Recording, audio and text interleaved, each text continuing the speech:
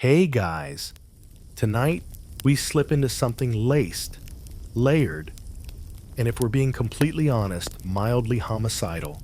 We're talking Victorian wedding dresses. Imagine this.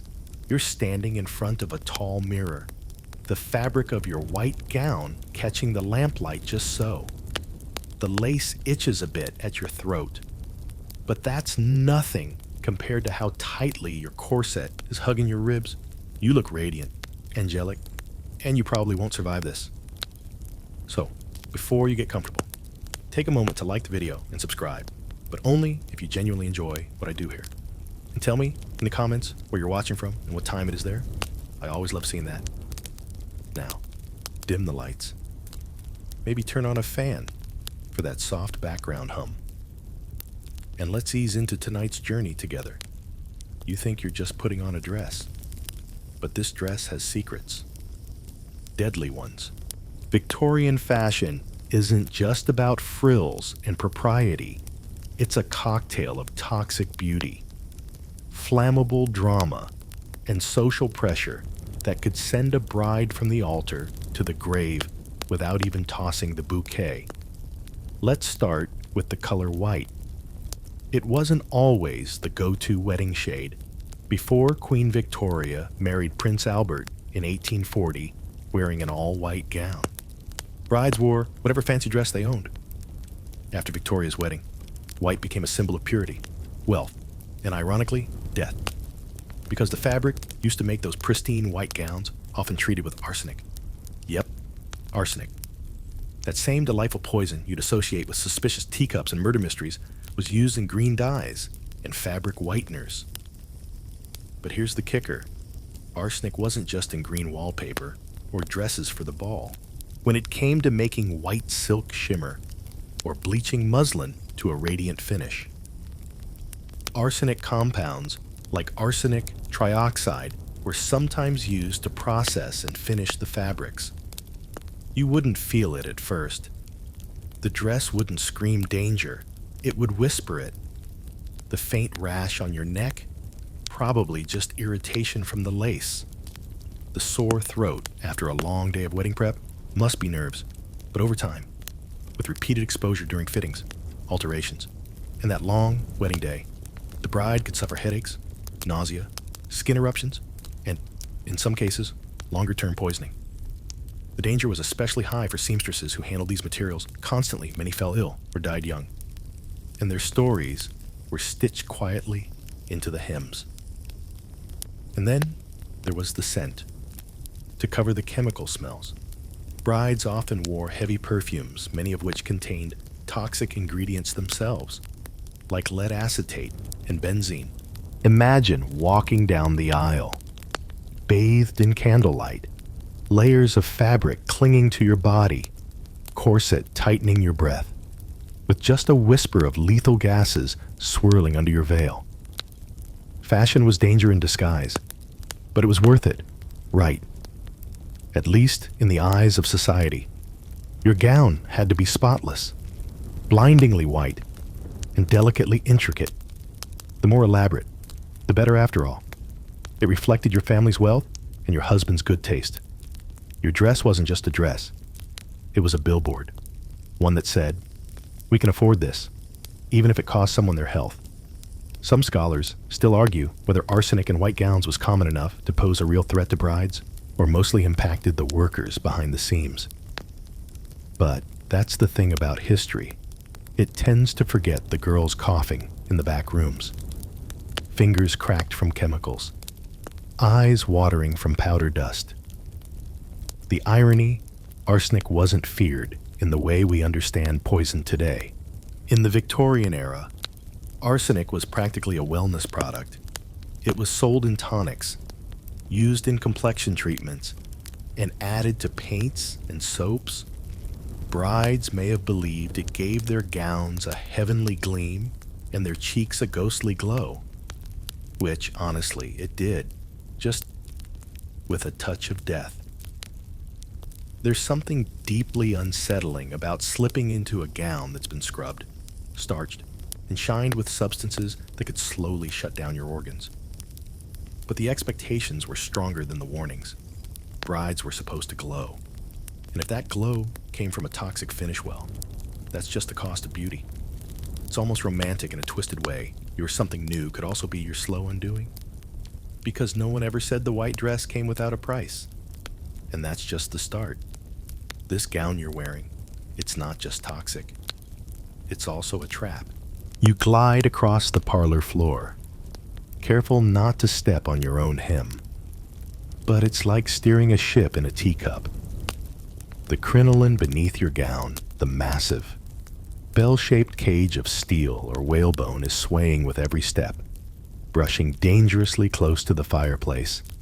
One wrong pivot, one gust of wind from an open door, and congratulations, you're a human lantern.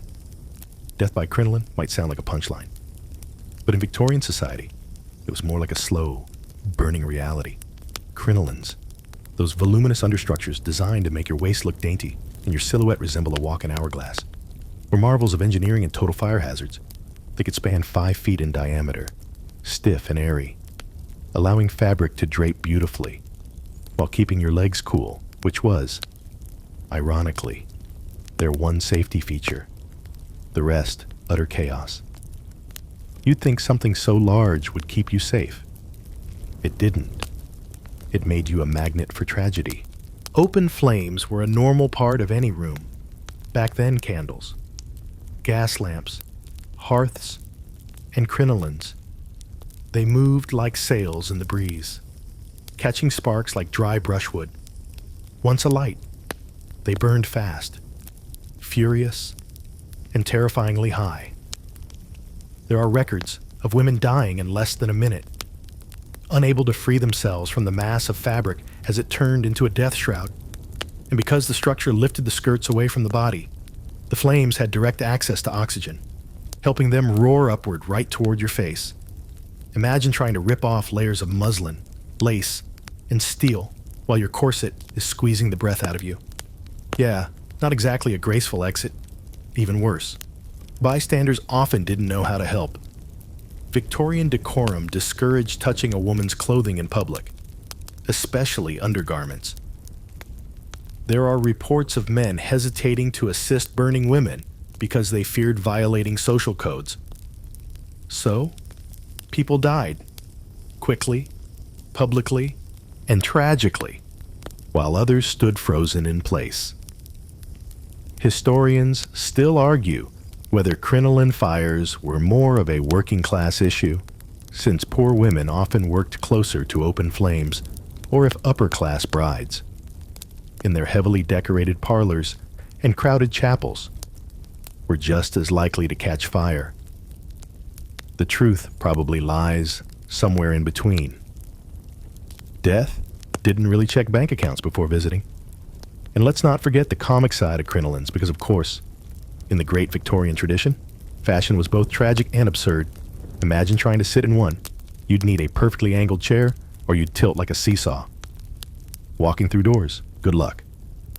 One bride reportedly got stuck sideways in a church entrance, delaying her own ceremony. Another's dress was so wide, it knocked over a candelabrum during the vows. Thankfully, it didn't ignite. But the organist fainted from stress, or so the gossip said. Crinolines also had a weird habit of revealing more than they concealed. Since the skirt was lifted so high off the legs, a gust of wind could expose everything beneath. Let's just say there were many an accidental peep show in the park. There's even a documented case of a woman's skirt flipping entirely over her head during a windy funeral. Grief and modesty, both buried. But on your wedding day, the stakes are higher. Your layered and flammable fabrics tool, gauze. Lace each one a potential kindling stick. And while you're posing for daguerreotypes, curtsying for guests, or lighting unity candles, a terrible idea in hindsight. That sweeping skirt of yours is plotting its next move. Some brides tried safety measures. Metal corset stays instead of whalebone. Woolen underskirts. Even, believe it or not, fire-resistant undergarments. But these were luxuries, not norms. Most brides simply hoped for the best and kept their skirts away from the altar's candle stands. And let's not forget the children, the flower girls, the candle bearers scurrying around in their own miniaturized crinolines. You want to be careful not to trip over little Nellie or send her head first into a gas lamp. The crinoline was meant to elevate you literally and socially. It made you look important, majestic, almost floating. But as you stand there, balancing between elegance and combustion, you start to realize this isn't fashion, it's architecture. And it's one matchstick away from becoming a flaming monument to beauty's cost. So while your guests marvel at how gracefully you glide across the room, what they don't see is you calculating every movement, measuring the distance to the nearest flame, checking the breeze from the open window, praying that no one hugs you too close and tips the balance. Because today is your wedding, and this is your dress, and it might just kill you before you say, I do. You take one more look in the mirror before heading down the stairs, and you give the corset laces a final tug. Not too tight, you tell yourself. Just tight enough to look breathtaking. The irony doesn't escape you. Corsets were the backbone, quite literally, of Victorian wedding attire. And on your big day, that corset isn't just supporting your dress. It's shaping your ribs, shifting your organs, and giving you that much-admired wasp waist. A 17-inch waist was the beauty standard, for context. That's smaller than the average throw pillow. As you inhale, or try to, the ribs protest first. Then your diaphragm sends up a quiet SOS. But you smile through it. Because passing out gracefully at the altar, that's considered almost romantic. Victorian brides fainted so often, it became part of the scenery. Fainting couches weren't just for show. They were architectural compassion. You descend the staircase, one gloved hand clutching the rail, the other holding your bouquet. White lilies, the Victorian symbol of purity, ironically. Also, the flower most associated with death. It's all starting to feel a little on the nose. By now, your lungs are having a polite argument with your corset boning. The moment you bend to pick up your dropped handkerchief, you get that familiar blackening at the edges of your vision. You pause, smile, breathe, if you can. Victorian corsets weren't just uncomfortable, they were potentially lethal.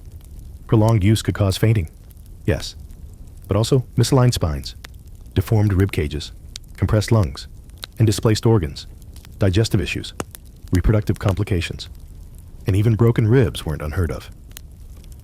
There are autopsy records showing internal organs reshaped by years of corsetry. One surgeon allegedly described finding a liver with ridges from constant pressure. Sounds like a design flaw on a particularly vengeful waffle iron, but you only need to wear it for a day. Right? Well, yes.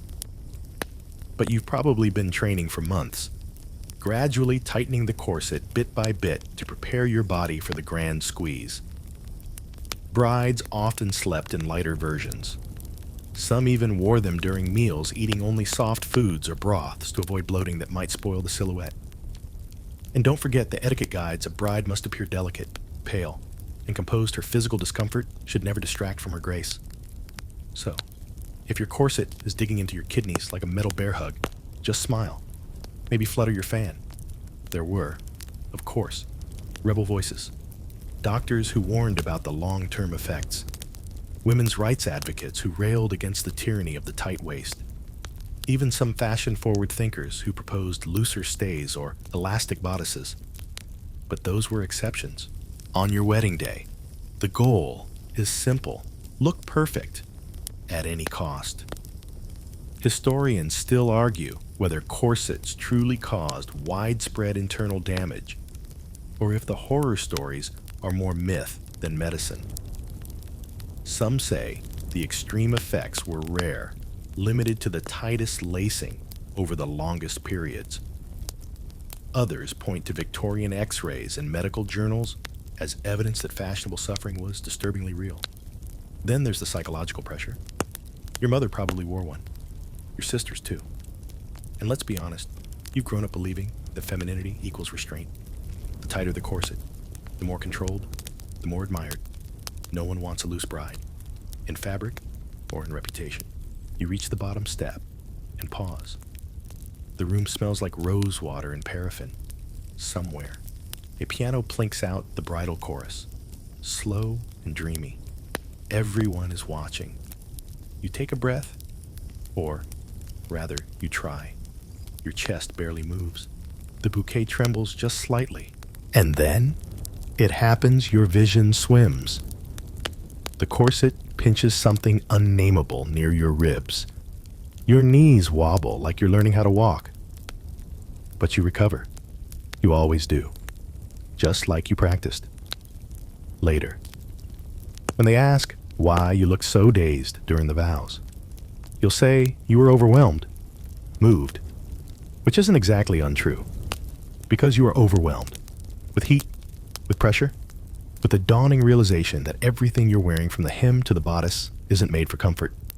It's made for optics, beauty, applause, and maybe, just maybe, suffering in silence. And as you stand at the altar, lightheaded but smiling, you begin to wonder how many other brides stood in this same spot, seeing stars through a veil of white lace. Too breathless to speak. You're finally married. The vows were exchanged. The rings slipped on slightly sweaty fingers. And now you're tucked into a polished carriage that smells faintly of varnish and lavender sachets. The ride to the reception is quiet, except for the wheels clattering over cobblestone. You glance at your new husband. He looks handsome, flushed from champagne and expectation, but you can't stop thinking about that mirror. Not the one you used to check your hair before leaving. The other one. The one in the corner of the bridal suite. Its frame gilded in peeling gold leaf. Its surface warped just enough to make your reflection shimmer like heat haze. It's beautiful. And potentially killing you. Because the mirror you smiled into while pinning in your veil, laced with mercury. In the Victorian era, mirrors were often made using a process called silvering, which involved spreading a thin layer of mercury behind glass to create that signature reflective surface. This wasn't exactly safe for the artisans doing the silvering. Prolonged exposure to mercury vapor could lead to tremors, memory loss, mood swings, even hallucinations. The phrase "mad as a hatter" wasn't just a cute idiom. It came from mercury poisoning, which also affected milliners who handled felt soaked in mercury nitrate. So, as you pouted playfully into that mirror this morning, you might have been gazing into a chemical trap. It's unlikely one look would do much harm. Of course, but again, you've probably been around these things for years. Grooming, adjusting, worrying over your appearance, all while unknowingly inhaling trace vapors. The longer exposure came for the people polishing those mirrors. Workers in dim, cramped shops. No masks, no gloves, just a daily bath of poison. Some didn't live to see 30.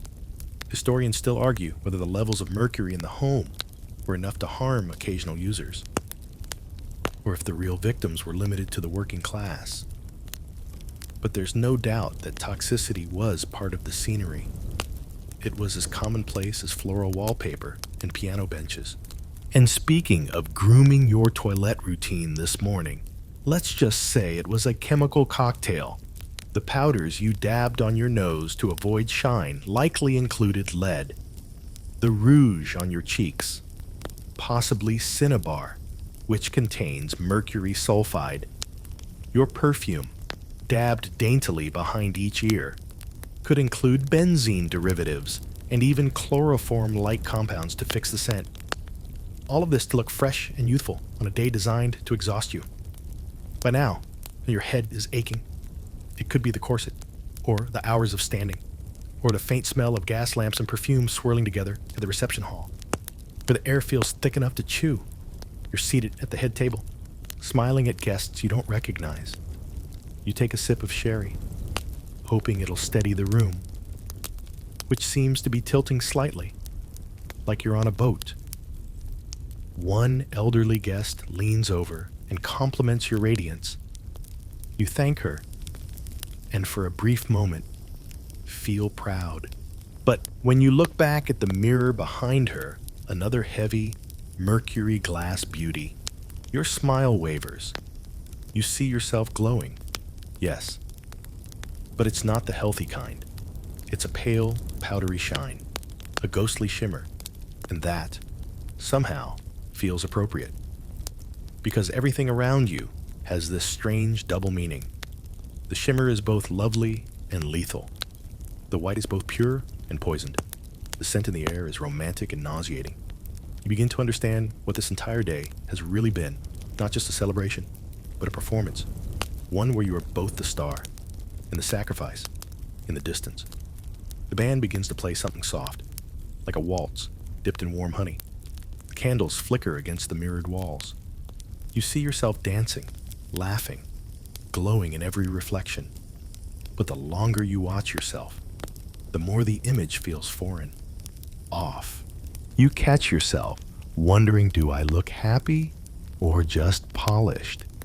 And in the quiet between dances, between conversations, you ask yourself the question no one dares to voice aloud. When did beauty start to mean danger? You step outside for air. The reception is still humming behind you music. Laughter, the clink of glasses.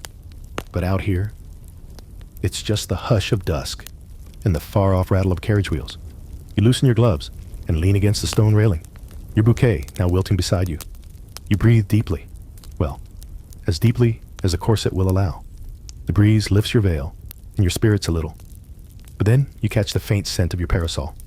You hadn't noticed it earlier, but now, under the cooling sky, it smells faintly of paint, sharp and sweet, like turpentine laced with lilies.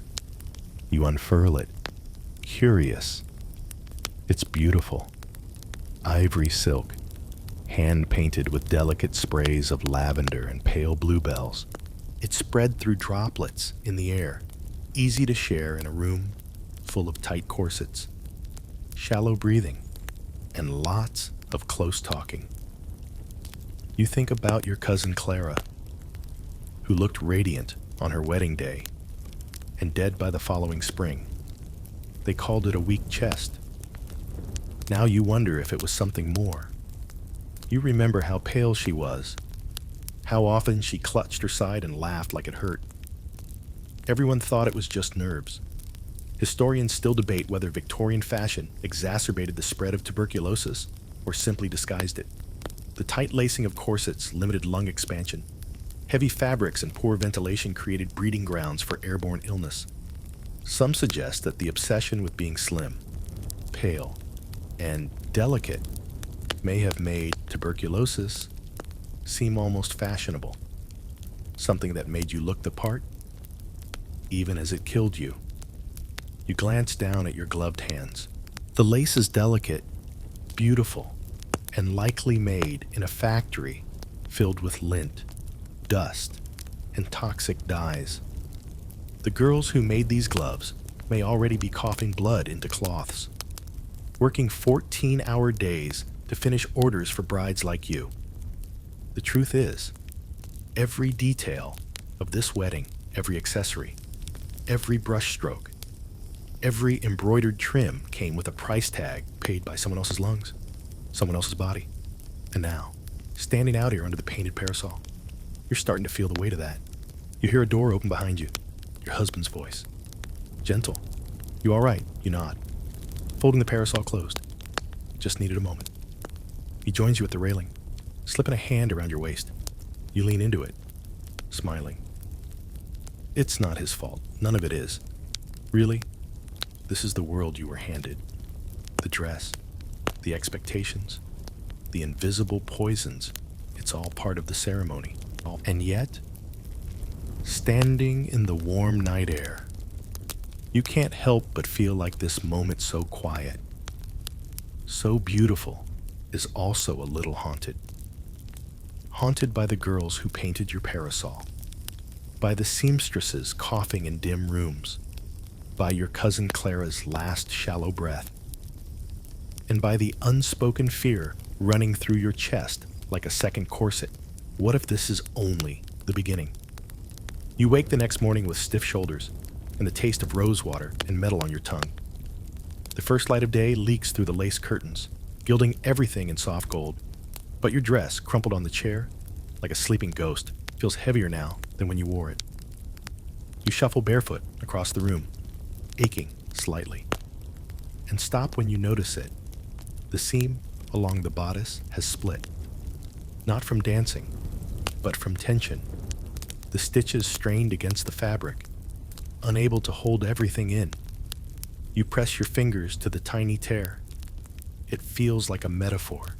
What most brides don't think about is who made that seam, who stitched it by hand, thread after thread, likely under the light of a gas lamp that hissed and sputtered and poisoned the air with every flicker.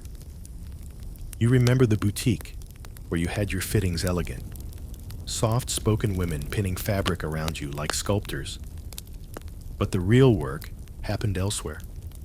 Victorian wedding dresses were often made in factories where young women, some no older than 12, labored for pennies in brutal conditions. Long hours, no ventilation, constant exposure to toxic dyes, lead-dusted fabrics, and fiber particles that filled the lungs like fog. Gaslighting made visibility better, but air quality worse. The constant flickering wasn't just hard on the eyes, it slowly destroyed them. Many seamstresses went blind in their 20s. You sit on the edge of the bed, corset discarded in a tired heap, and picture the hands that hemmed your gown. Did they prick their fingers? Did they cry over deadlines? Did they envy the brides who would twirl in their creations? Unaware of the cost, you run your palm down the skirt and notice a smudge, something dark, almost oily, near the hem. It hadn't been there yesterday. Maybe from the carriage, or perhaps something older, embedded in the fabric like a memory. The room smells faintly of lavender sachets and scorched fabric. You'd forgotten about the candle that had flared too high during the toast. Someone had joked, "Careful, the bride's a walking bonfire." Everyone laughed. So did you.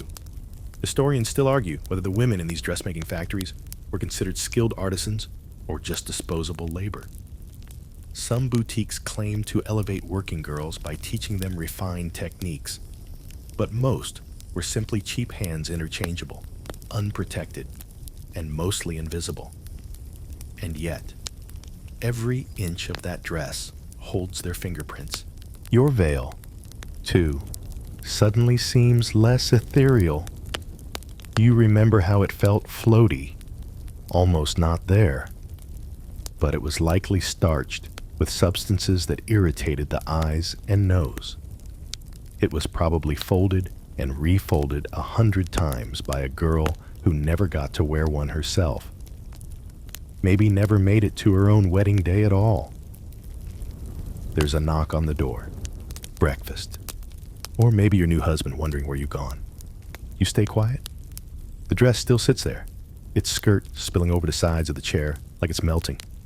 You can't bring yourself to touch it just yet. You remember, as a child, watching your mother unpack her wedding gown from a yellowing box.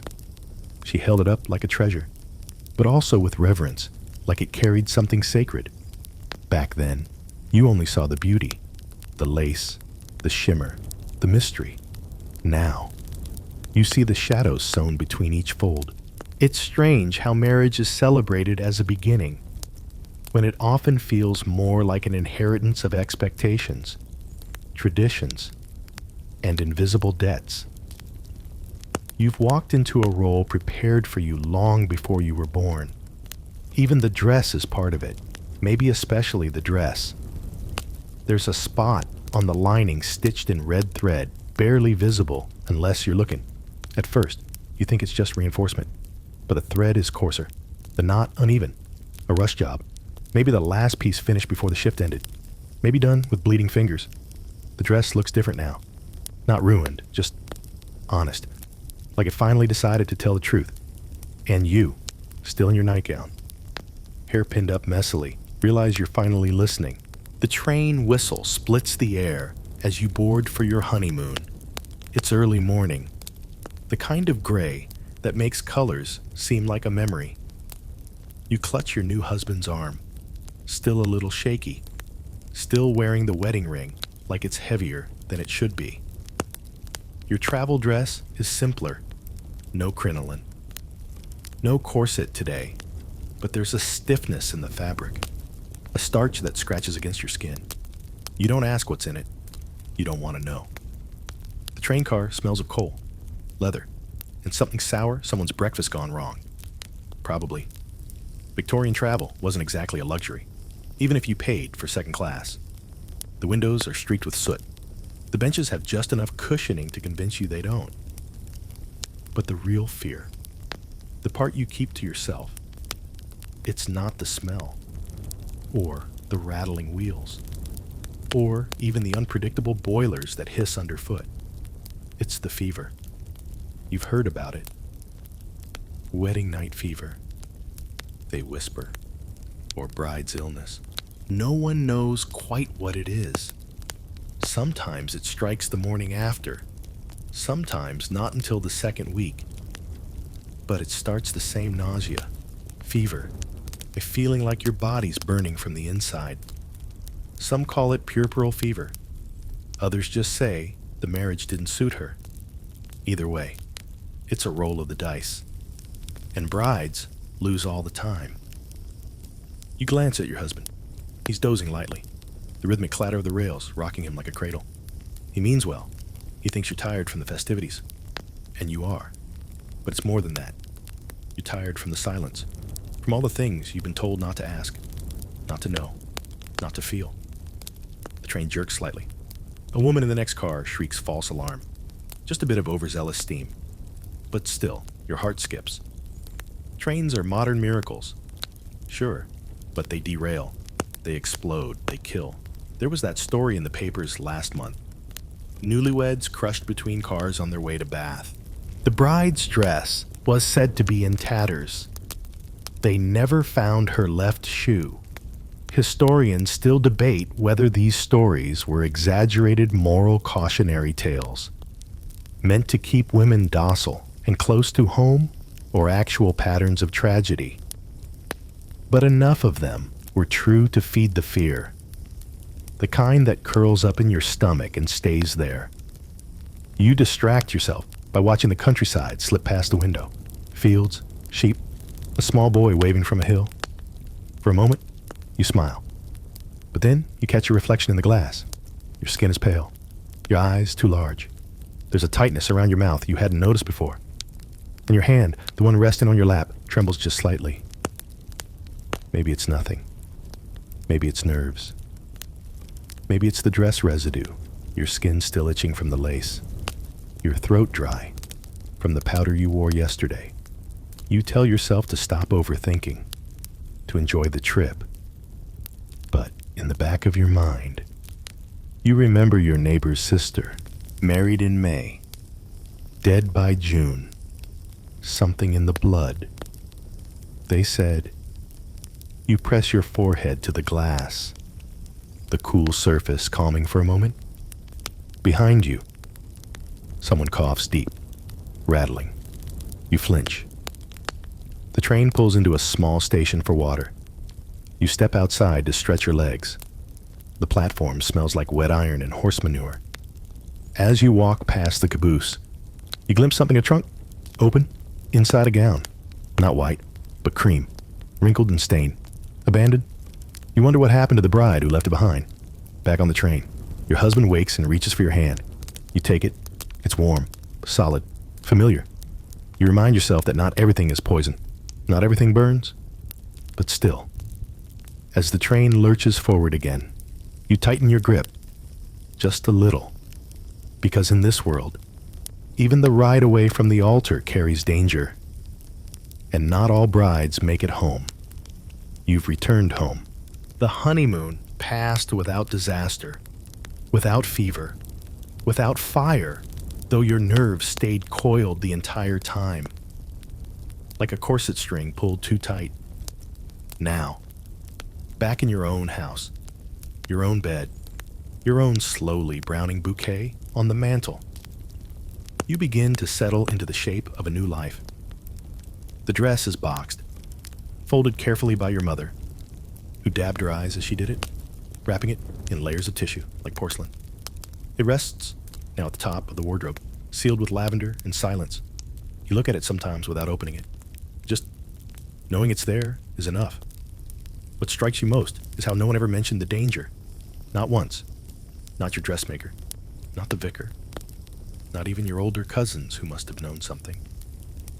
The expectation wasn't to survive beautifully, but to look beautiful, regardless of what survival required. You think of the traditions passed down without question. The veil, the white, the lace gloves, the pinched waist. All symbols of purity, of promise. But maybe also of control, of conformity, of carefully polished compliance. There's a part of you that wants to pull the dress back out. Inspect every seam with what you know now. But there's another part, a larger part, that doesn't want to touch it ever again. Not because you hate it, not even because of what it nearly cost you, but because it represents something finished, something you walked through and walked out of, and not everyone does.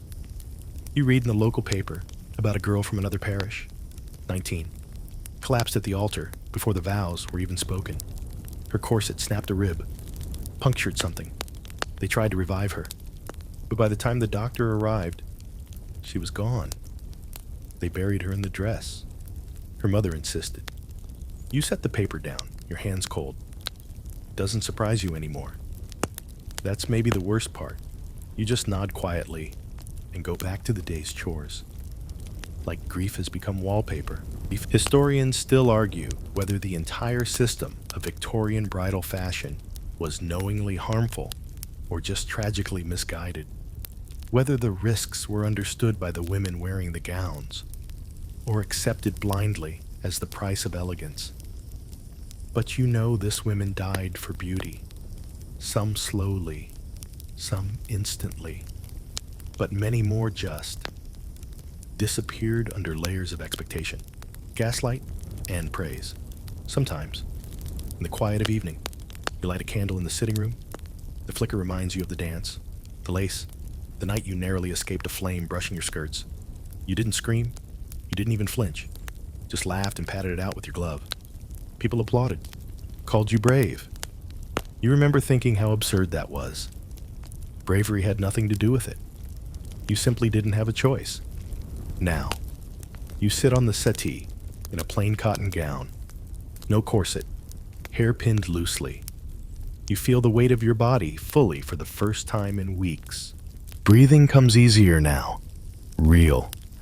Deep breathing that fills the lungs instead of flirting with collapse. You still wear the ring. You still love your husband. In the quiet, day-by-day way that doesn't need fireworks. But when he tells you you looked like an angel that day, you smile politely and think, angels don't bruise that easily. And yet, there's a kind of reverence you hold for the dress. Not for its beauty, not for what it cost, but for what it taught you. About pressure, about silence, about surviving things no one warned you about. And somewhere deep inside, under the tissue and the lavender, you know the dress is still there, sleeping, waiting. A relic of a day that was never meant to be simple or safe. And maybe, in some strange way, that's what makes it sacred. Wind down 300 words. So here you are. The house is quiet. The fire's burned low. The wedding photos are framed and gathering dust. And the dress that nearly did you in, sleeps undisturbed at the top of the wardrobe. Still, white, perfectly silent. You think about the brides who didn't make it. The ones who fainted and never woke. The ones who burned too quickly. The ones who smiled through aching ribs and chemical headaches because it was expected. Because it was beautiful. And you think about the small rebellions. The day you chose not to wear perfume because your throat itched. The evening you unlaced your corset an inch before dinner and didn't tell anyone. The moment you looked in the mirror, not to admire, but to see, to really see. Soft light creeps across the floor. Somewhere, a bird begins its cautious morning song. You let out a breath you didn't realize you were holding. You're still here. You made it. And maybe that's the quiet truth, buried inside all the tool and tradition that beauty doesn't have, to cost you everything. That's survival, in its quiet, unphotographed way, is its own kind of ceremony. So fold back the covers. Let the night settle on your skin like silk that doesn't burn. You're safe now. You're home. And the dress, it can sleep a little longer. You hold it to the light. It catches the gold of dusk, and for a moment, you understand why people once called it beautiful.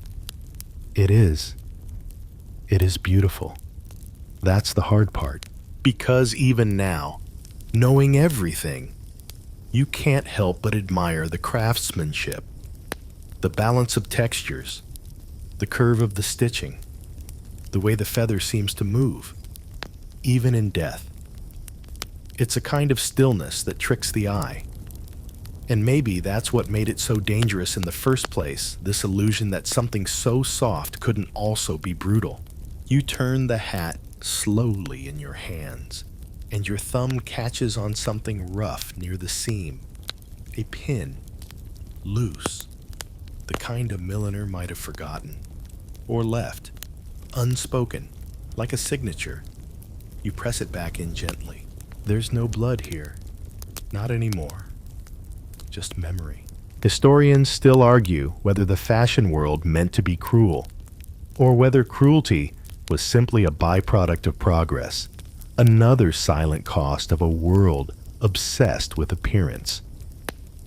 But now, here in your hands, the cost is no longer silent. It whispers in every stitch. You think about the women who wore these hats with pride, the ones who didn't know, the ones who didn't want to know, the ones who marched to change it, all of them, part of the story. You think of the birds, too, their silence, their flight, cut short. And finally, you think of yourself, not in a bonnet, not in protest, just as you are, kneeling in this quiet attic, touching the past and wondering how far we've really come.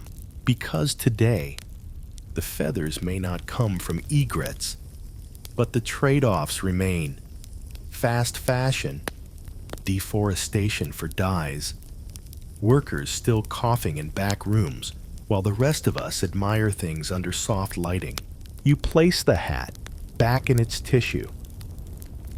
Fold it slowly, respectfully, like closing a book that changed you. You don't need to wear it to remember it.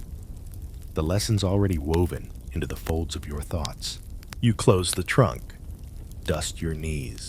Outside, a bird calls once clear, defiant, alive. You smile, you listen, and this time, you really hear it. Word count 1 move forward, 1 down, 300 words. The attic light fades gently now.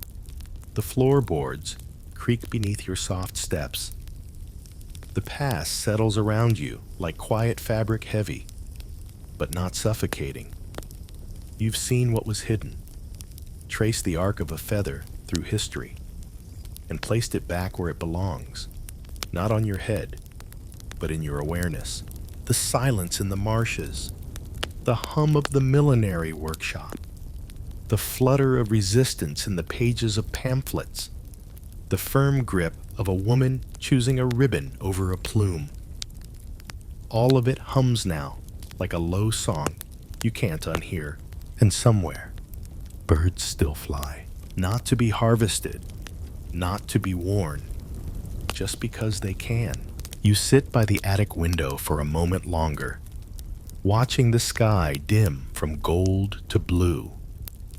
You think of how something as small as a hat could carry so much weight, could build and break, could silence and speak, could disappear from fashion and never really leave us.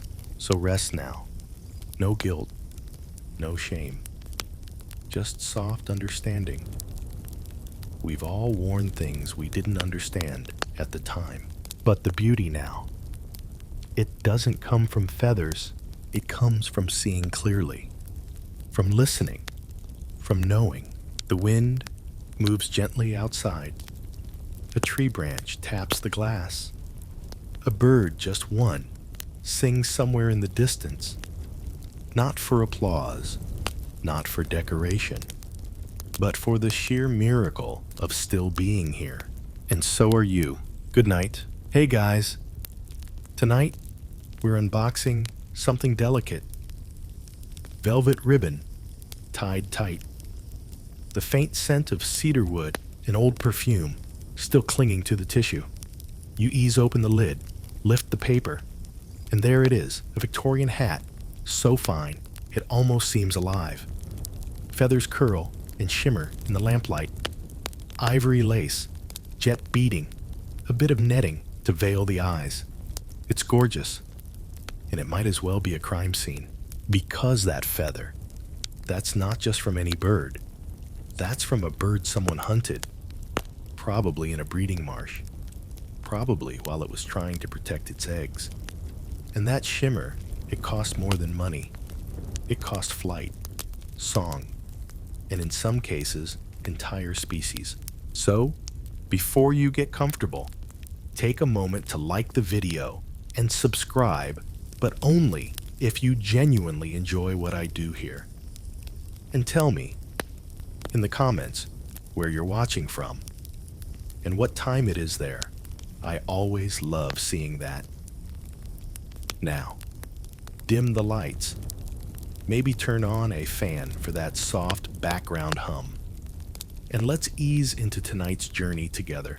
You're standing in front of a mirror in 1899, maybe Paris, maybe Boston.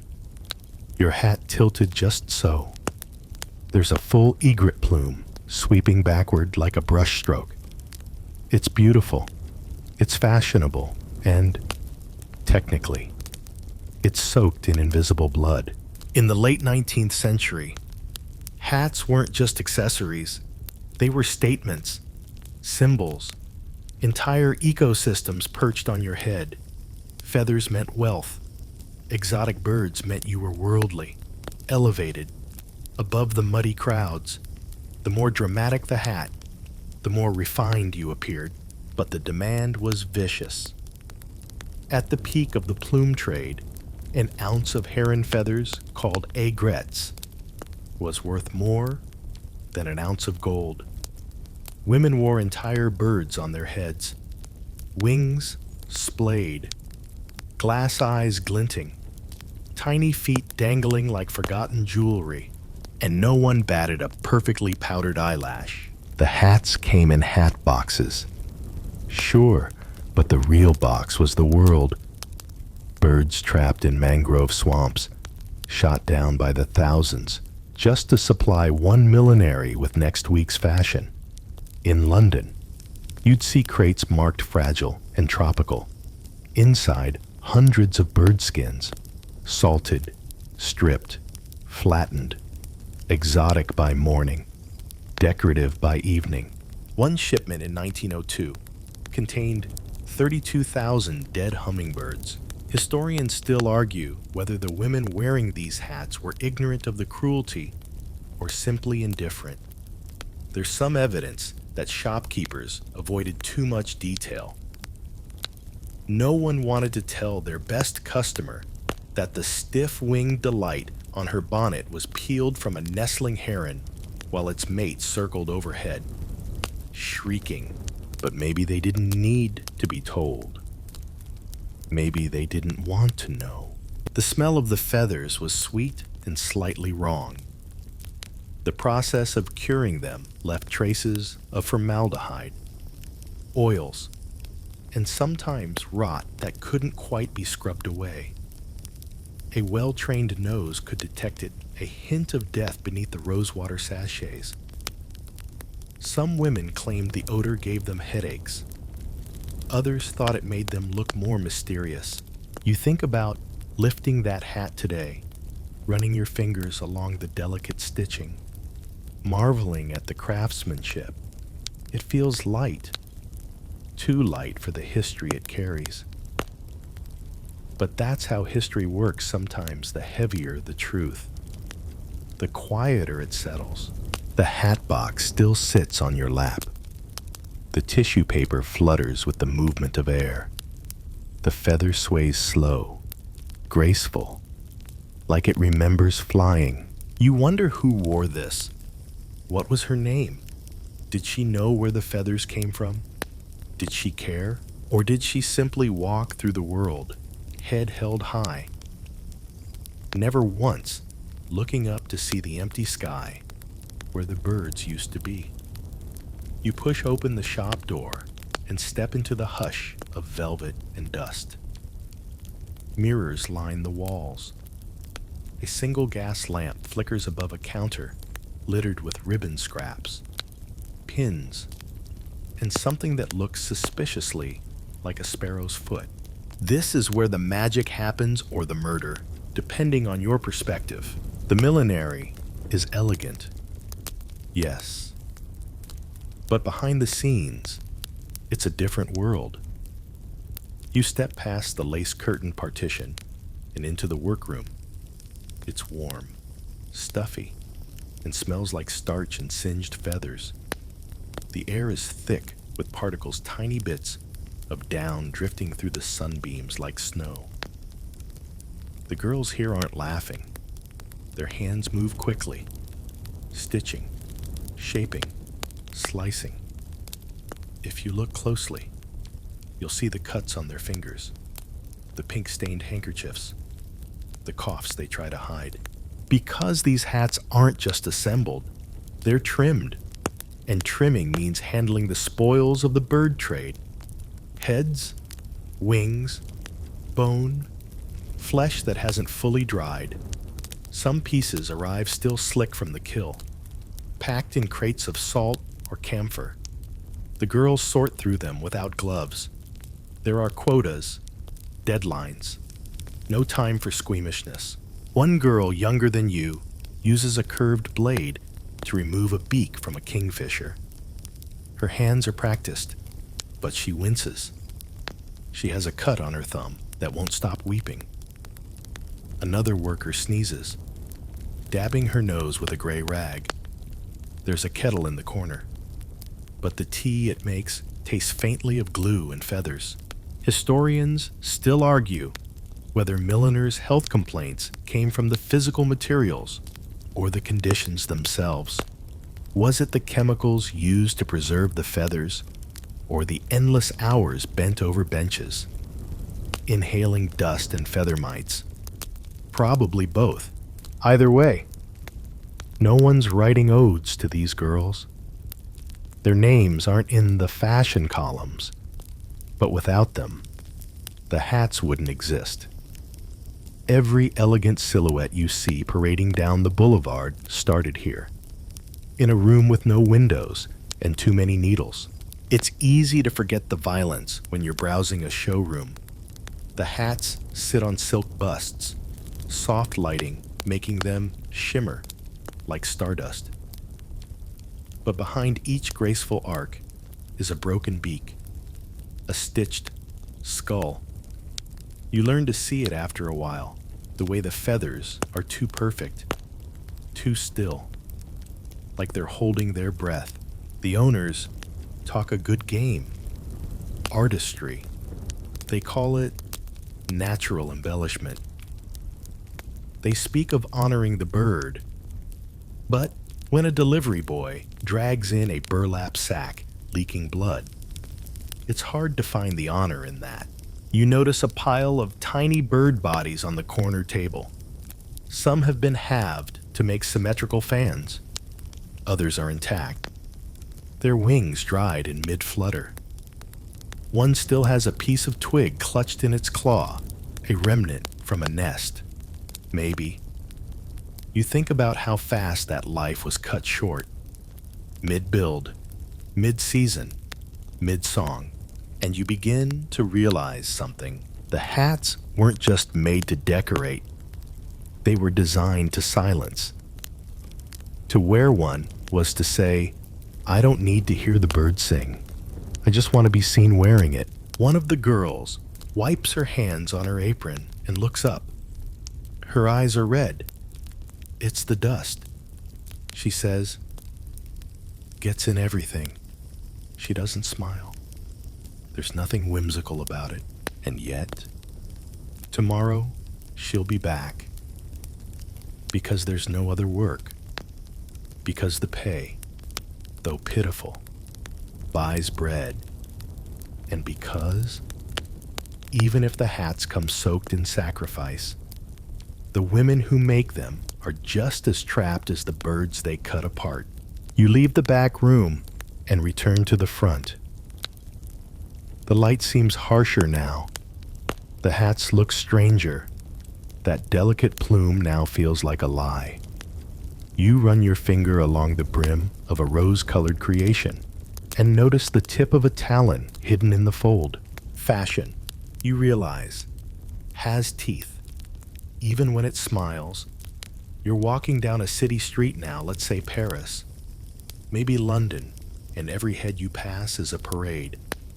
Hats bloom like spring gardens above corseted waists and walking skirts. Feathers sway gently with every step. Some shimmer like oil in sunlight. Others look like they could take flight at any moment, but they won't, because they're all dead, and some of them, you realize, are birds you'll never see in the wild again. Take the bird of paradise, native to Papua New Guinea. Once known for its spectacular courtship displays and vivid plumage, it didn't stand a chance. These birds were slaughtered by the thousands, stripped of their tails and crests, and sent off in crates to Europe and the Americas, where women wore them like badges of imperial elegance. They were fashionable trophies of conquest, pinned to the heads of ladies who'd never set foot outside their drawing rooms. You pause by a shop window. A hat inside has an entire bird of paradise mounted along the brim, its wings curled back, its breast feathered in impossible golds. It looks like it's frozen mid-sky. And in a way, it is forever. At the peak of this trade, it's estimated that hundreds of thousands of birds were killed annually to satisfy the fashion industry. Entire colonies were wiped out. Hunters weren't just collecting stray feathers, they were gunning down nesting mothers, leaving chicks to starve in tree hollows. One heron colony in Florida, once thriving, was reduced to bones in a single season. Historians still argue whether the extinction of certain species can be laid directly at fashion's feet, or if it was part of broader ecological collapse. But the fashion industry certainly helped. It paid, it demanded, it turned birds into currency. There's a moment right here on the sidewalk when you think you hear birdsong. You stop, tilt your head, but no, it's just the rustle of a newspaper, a trick of the breeze. Because the skies above these cities used to be full of wings, and now just smoke, rooftops, and the occasional pigeon too stubborn to care. A man walks past carrying a bundle of plumes tied like celery, except more expensive. He's likely a plume trader, or maybe a supplier for a fashionable house near the theater district. You wonder if he's ever even seen the birds alive, if he knows the cries they make when they fall. The worst part is how effortless it all looks. Women wear these hats like second skin, unaware or uninterested in the bloody trail behind them. The feathers are set so delicately, so artistically, that it's easy to forget what they used to be. Eyes, wings, lives, and it's not just rare birds. Even common ones, blue jays, woodpeckers, robins were fair game, as long as the color was right. The species didn't matter. There were reports of entire schoolyards in New York being emptied of birds by boys hired to collect for the hat trade. 10 cents a sparrow. More for something exotic. You turn a corner into a quieter street and see a woman seated on a bench. Her hat, a simple straw circle with a single, bright feather pinned to it. A kingfisher's feather electric blue. She's not looking at anyone, just reading. Maybe she doesn't know. Maybe she does and doesn't care. You wonder, for a moment, if fashion always comes down to that question, knowing versus caring. Because plenty of people knew where these feathers came from, but caring meant changing, and that was harder than killing. The feather trade became so profitable that poachers in tropical colonies began protecting their hunting grounds with violence. Whole villages were caught in disputes over nesting access.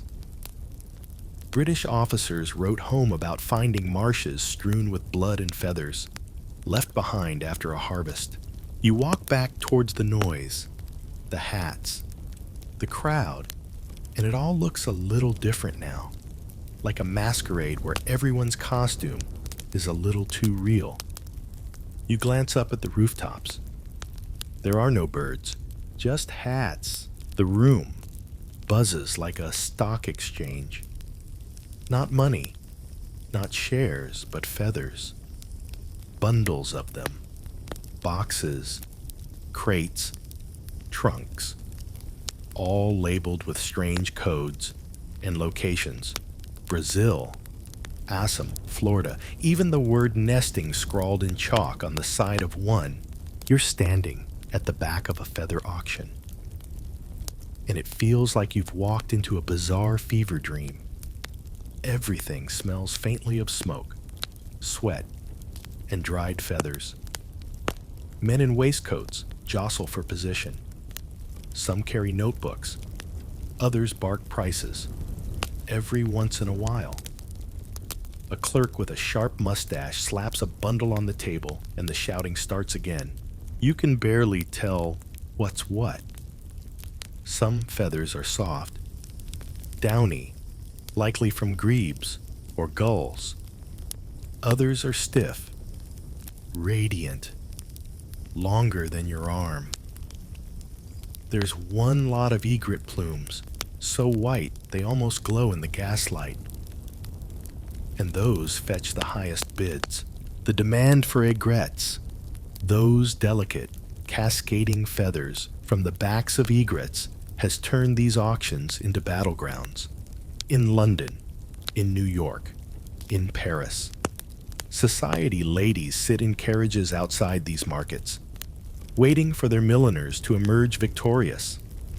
Some even send personal representatives to bid, not for art, not for science, just for the right to wear the prettiest piece of death on their hats. At one of the tables, a clerk holds up a bundle of peacock tail feathers. The room hushes for a beat.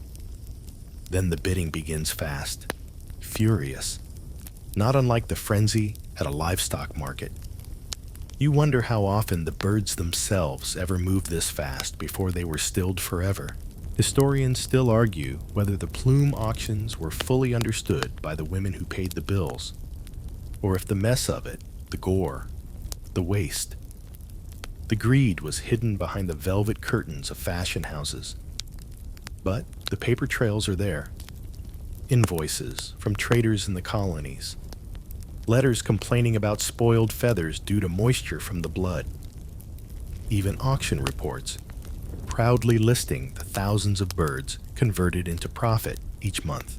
You walk slowly past a long table, piled with hummingbird skins, hundreds of them. heads intact, beaks still sharp, each one destined to become a brooch or a hat pin. You feel your stomach tighten. Next to that, a tray of wings. Just wings, sorted by length and hue, as if someone had plucked the sky and filed it by color. And still, the bidding doesn't stop. The most expensive lot of the day is a shipment of egret plumes.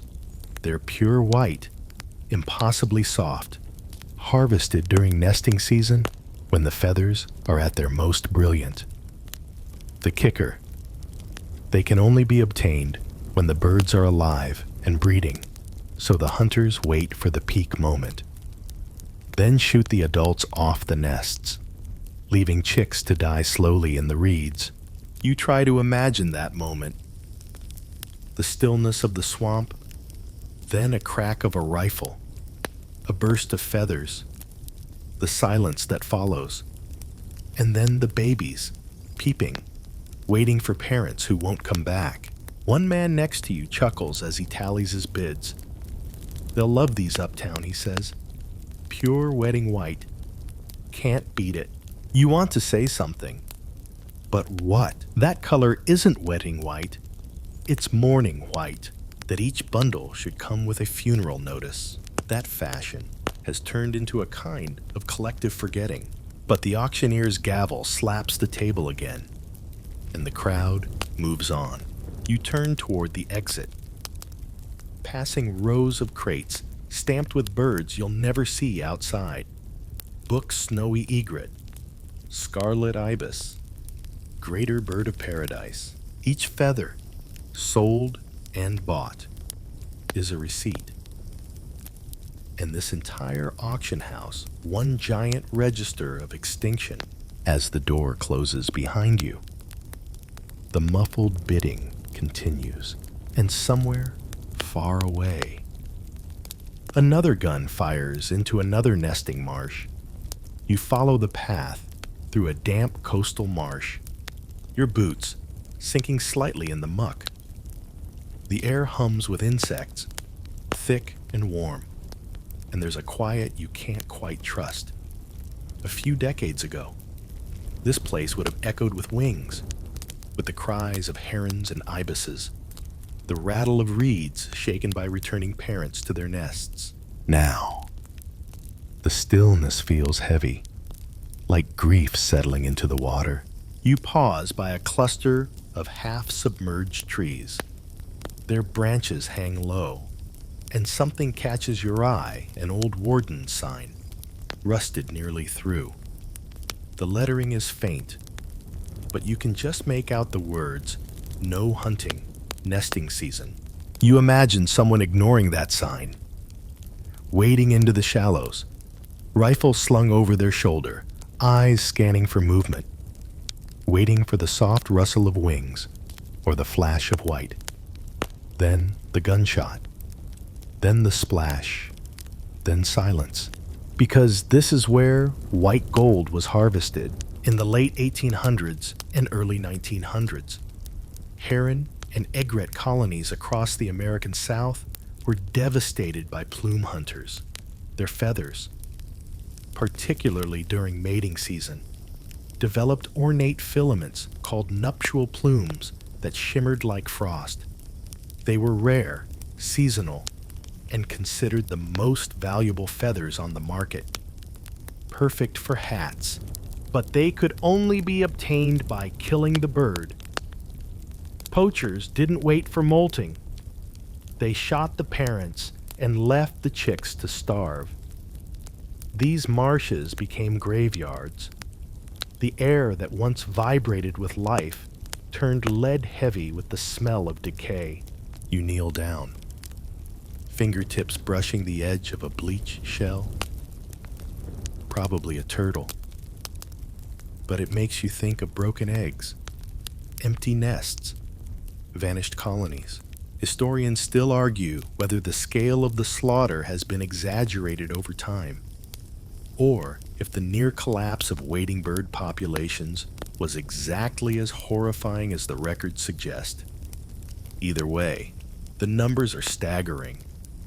Some single-season tallies record tens of thousands of birds killed in one region alone. The hunters came in waves. They set up tents along the edges of nesting grounds. They didn't just take the feathers, they sometimes skinned the whole birds, tossing the remains into the reeds. Locals would find bird bones tangled in fishing lines. Children would gather wings from the mud and wave them like flags. And the demand only grew. There was no such thing as an ethical hat. Even the smallest ornament, a single plume tucked into a ribbon band, might have meant the death of an entire clutch. You picture a fashionable woman walking down Fifth Avenue in a tailored dress, head held high beneath her feathered crown. She's elegant, admired. People glance, compliment her hat. She smiles, unaware or uninterested in the cost. That feather may have been plucked from this very swamp, 1,000 miles away. She'll never smell this place, never see the bones. And you, standing ankle-deep in mud, start to realize beauty has always had a blind spot. The term white gold wasn't poetic, it was economic. By the turn of the 20th century, a pound of aigrette plumes could fetch more than a pound of real gold. That kind of money turns ethics into echoes. You spot movement, just a ripple. Maybe a frog. Maybe something larger. But for a moment, your heart skips. You think, please, let it be a bird. It isn't. The marsh stays still. The branches remain quiet. You wonder how many more nesting grounds looked like this before the fashion shifted. How many voices were silenced before anyone cared. And in the back of your mind, you feel it a growing sense that these hats weren't just decorations. They were monuments, tiny, elaborate tombstones worn proudly on top of heads that never looked down. You're in a grand parlor now, velvet chaise lounges, floral wallpaper, light filtering through lace curtains in a way that makes everything feel like it's dipped in cream. The tea is warm, the conversation genteel, and the hats monstrous. One lady arrives in what looks like an entire gull, perched sideways on her head, its wings outstretched like she's in mid-takeoff. Another wears something with a beak still attached, curved and cruel, peeking through silk flowers like a warning. And then there's the woman with the hummingbird crown. Tiny, iridescent bodies arranged in a halo. She adjusts it gently with her gloved hand, as if she's readjusting her halo of sins. This is not a costume party. It's a Tuesday. Welcome to the apex of Victorian and Edwardian millinery excess, where no one bats an eye if you walk into the opera wearing what amounts to a feathered autopsy. In fact, the more bird visible, the higher your social standing. You don't just wear feathers, you wear the whole story. A talon dangling beside your cheekbone. Très chic, and it's not only about beauty. It's power, dominance. A quiet but unmistakable way of saying, I can afford this. I can wear death and not flinch. The hats are status symbols. Yes, but they're also trophies. Some women even kept lists, an informal index, of the birds they'd worn. Grebe, kingfisher, bird of paradise, egret, tern, like wine connoisseurs. But with extinction on their heads, historians still argue whether this trend was driven by personal taste or social pressure. Did women want to wear taxidermied wings, or were they afraid not to? Fashion doesn't ask nicely. It demands. And no one wants to be the only bare-headed woman in a room of feathered grandeur. You watch one lady take her hat off to show a friend the structure. Underneath the silk and tulle is a framework of wire and glue. The bird's feet are stitched through the brim. One eye socket is glazed with varnish to keep it glossy. Her friend gasps, not in horror, but in awe. They really knew how to make things back then? She says, you sip your tea and try not to gag. The social clubs, the salons, even the church pews, none were safe from the bird hat arms race. The more absurd the hat, the more likely you were to end up in a fashion column. And no one dared speak up. Not yet, because in these rooms, silence was safety.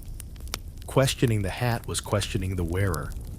And the wearer had money, influence, and the unshakable belief that elegance was above ethics. A woman passes by, wearing a hat so tall it nearly scrapes the chandelier. There's a partridge mounted sideways, its wings clipped in place. You wonder how she walks through doorways. You wonder if she's ever seen a live partridge. You wonder if it would recognize itself in this world. The bird is never a bird. Its plumage, texture, a talking point. Women weren't bloodthirsty, necessarily, but they were insulated, wrapped in layers of etiquette and expectation, drifting further from the natural world with every stitch. You think of the factory girls again, the ones trimming these hats in dark back rooms, their fingers raw, their lungs lined with dust. And now, here's the final product, admired by candlelight and polite laughter. This isn't just a fashion moment, it's theater. And every bird you see is a silent actor. Some women, to their credit, felt uneasy. But discomfort didn't always translate to action. It's easy to wince at the truth and still pin it to your lapel. After all, the hat is beautiful, and you've already paid for it. You step outside after the tea. The sunlight hits your eyes too sharply. A bird chirps nearby, just one. A sparrow, common, free. You look up and watch it flit from branch to branch, untouched. And for the first time, the silence above you doesn't feel like peace. It feels like absence. You're sitting on a park bench now, the late afternoon sun filtering through chestnut trees. It's quiet, save for the occasional rustle of skirts, the soft clip of hooves on distant cobblestones. A few women pass, their hats trailing feathers like comets, white plumes. Charcoal gray swirls, a flash of sapphire, and then, finally, you see one without. No feather, no bird, just a wide-brimmed straw hat tied with simple ribbon. The woman beneath it walks with purpose, not flashy, not timid, just sure of herself. You watch her disappear around a hedge and wonder if she's one of them. One of the Audubon women. They weren't loud at first, just tired. Tired of seeing blood-soaked feathers sold as beauty. Tired of knowing marshes were silent, where birds once nested in clouds. Tired of watching children carry dead chicks like trophies. So they did what polite society women weren't supposed to do. They spoke up. You flipped through an old pamphlet left on the bench beside you. The front reads, "A Call to Mercy." Inside, a woodcut shows a heron mid-flight, arrows raining down. The text urges women to refuse the plume, to protect the song, to wear no hat that silences a wing. These were the early sparks of environmental justice, lit by women armed not with rifles, but with pens, with letters, with tea parlor meetings turned strategic sessions. They lobbied churches, pressured department stores, formed societies. The most famous, the Audubon Society, named for the painter-naturalist who captured birds on canvas before fashion pinned them to felt. And slowly, people began to listen. Historians still argue whether the movement succeeded on ethics alone or if economic shifts helped it along wars, changing tastes, rising costs. But either way, by the early 20th century, the movement had teeth. Real laws followed. Game wardens, protected nesting grounds, feather bans, and yes, some very angry society ladies. Because, make no mistake, these women were mocked. Newspapers printed cartoons of featherless furies, scolding fashionable shoppers. Milliners called them hysterical, unnatural, man-haters with unflattering bonnets. One satirist dubbed them the spinster brigade of the bird cult. But they didn't stop. Some even posed for photographs wearing hats adorned only with cloth birds holding protest signs. And there were consequences. When 2 wardens were shot and killed by poachers in Florida guarding an egret colony, the Audubon women funded the legal battle, organized memorials, and used the tragedy to press harder for legal protections. Their resolve hardened. The fashion world took note. Eventually, big names cracked. Stores stopped selling the most extreme bird hats. Designers pivoted toward silk flowers, ribbons, and artificial plumes. Some women still clung to their feathered crowns. But the tide had turned. You walk past a shop window and see it now, a display of spring hats. No birds, just soft pastels, velvet bows, some tasteful lace. It feels quieter somehow, but also kinder. You smile, because this isn't just a story about blood and feathers. It's also about resistance, about people, often women who refused to wear what the world demanded of them, who asked, why must beauty hurt, and then built something gentler in its place? You think of the woman in the park, her ribboned straw hat, her calm face, and you realize she wasn't underdressed. She was brave. You're back in the attic now. Dust motes drift lazily in the slanted light, and the old cedar trunk groans as you open it. Inside, carefully wrapped in tissue, still faintly perfumed with time, is the hat, feathers still intact. The ivory egret plume curves like a question mark. You lift it gently, fingers brushing the velvet brim. It's lighter than you remembered. Or maybe you're just stronger now. Above you, the stars blink slowly, like ancient eyes watching through a veil of history. You wonder how many nobles lay like this, hundreds of years ago, their ceremonial cloaks cooling on nearby hooks, their bodies aching with the echo of performance. Because it wasn't just clothing, it was belief, ritual, and image wrapped in feathers and thread. It was sacrifice of a different kind, the daily offering of comfort for status, heat for beauty, silence for symbolism. And even now, you feel it, not on your shoulders, but deeper, in memory, in motion, in how you hold yourself when someone is watching, in how you stand still just a second longer than needed, in the way your fingers brush imaginary embroidery at your side, even when you're wearing nothing at all.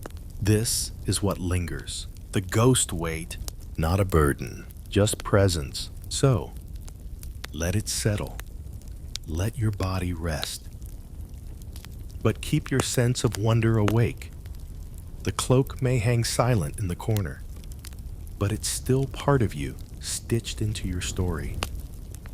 Bead by bead, breath by breath, Sleep well tonight. You've carried enough. Hey guys, tonight we wrap ourselves in silk, jade, and just a touch of self-inflicted suffering. You're standing at the edge of a temple platform, somewhere deep in the jungle heart of a Maya city-state, let's say Palenque. The sun is merciless. The crowd below is silent. The incense is thick. And you're wearing a cloak so heavy and stifling that you probably won't survive this. Or at least not without sweating through your dynasty's reputation. So, before you get comfortable, take a moment to like the video and subscribe, but only if you genuinely enjoy what I do here. And tell me in the comments where you're watching from and what time it is there. I always love seeing that. Now, dim the lights. Maybe turn on a fan for that soft background hum. And let's ease into tonight's journey together. You shift your weight from one foot to the other. The stone beneath your sandals is warm, no, hot. And your cloak, it's glorious. A sweeping expanse of finely woven fabric, layered with feathers, stitched with tiny jade plaques, embroidered in precious dyes made from rare insects and flowers. It rustles like a field of reeds every time you breathe. Problem is, you can barely breathe. There's something ceremonial about it, sure. Reverent, sacred, even, but mostly. It feels like someone draped a small shrine across your back and dared you to look majestic instead of miserable. And you're trying. You're doing your best. You nod at the priest. Lift your arm slowly for the gesture you've practiced since childhood. And keep your expression fixed in that stoic, semi-divine, noble calm. But sweat is already trailing down your ribs, pooling behind your knees. And you can feel a single bead threatening to make a dramatic exit from your hairline. You hope no one sees it. You really hope no one sees it. Because this isn't just a religious ritual. It's a public performance of hierarchy, and the cloak. That's your co-star, possibly your nemesis. It weighs nearly 20 pounds. That's not a metaphor. Between the densely layered fabric, the stones, the embroidery, and the featherwork, you're essentially cloaked in decorative armor with zero breathability. Historians still argue whether Maya ceremonial cloaks were truly intended to be worn for long periods, or if nobles had ways to cheat mid-ritual. There's evidence that some cloaks were swapped out discreetly or lined with cooling materials like bark cloth. But here, now, in front of everyone, you're committed. There's no wardrobe change until after the offering. And speaking of the offering, it's fire, literal fire. There's a brazier nearby, crackling away with resin and herbs. Its smoke thick and cloying. Someone fans it dramatically. You think, great, let's make it hotter. A child drums. A conch shell blows.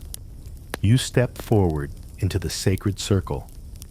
Every inch of your cloak catching light like a mosaic come to life. The feathers ripple. The jade catches flashes of sun. You can feel everyone watching, not you. Exactly. But what you represent, nobility, legacy, God-touched lineage, and you smile, because that's what you do, even as your vision blurs a little at the edges. Even as the salt stings your eyes, even as the sweat begins to darken the edge of your collar, not that anyone will mention it. To point out, the suffering would be to admit it's real. And that's not done. Because this is Maya nobility. This is ceremony. And you, sweat-soaked and dizzy, are still divine. A joke slips into your mind. Soft. Internal. If the gods don't take this offering, heat stroke might. You suppress a grin. You wonder briefly if your great uncle ever passed out during a harvest ritual. He always claimed his cloak weighed as much as a jaguar and twice as temperamental. You thought he was exaggerating. You were wrong, but you're almost there. Just a few more steps, a few more gestures, a few more blessings whispered into thick air. The moment ends. A signal is given. You retreat, cloak swishing, dignity mostly intact. And as you step behind the stone partition, out of view of the masses, you finally exhale fully. The priest's apprentice hands you a cloth soaked in cool river water, and for one blissful second, you press it to your forehead. You made it. You didn't faint. You didn't stagger. You wore the cloak like a legend. But dear gods, you are never wearing that thing again without a plan.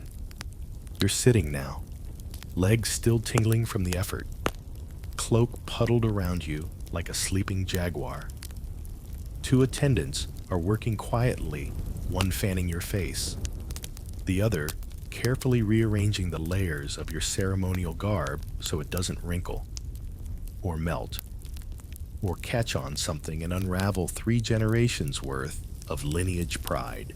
Because this cloak, it isn't just fabric, it's your resume. Every piece of jade sewn into the hem has meaning.